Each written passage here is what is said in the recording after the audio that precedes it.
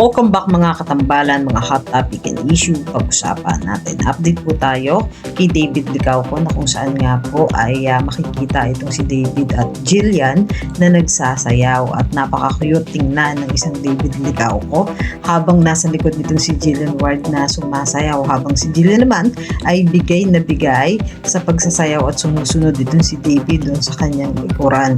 At magkasama nga po si Jillian at David para po doon sa Never Say Die na ipinapalabas nga po ngayon sa GMA Prime na talaga namang painit na painit ang mga aabangang eksena gabi-gabi. Samantalang si David din po ay nag-post naman ng ilang mga video at photo niya sa kanyang social media account, at ito nga po ay para naman doon sa Oppo na kung saan ay kasama nga nitong si David, si Atasha Mulak. Makikita naman yung ginawang pag-hiking at pag-motorcycle nitong si David at Atasha, na talaga namang in-enjoy nitong si David at Atasha yung ginawa nilang pag-ride at pag-mountain climbing, at makikita rin na nag-zipline itong si David na talaga namang nag-enjoy.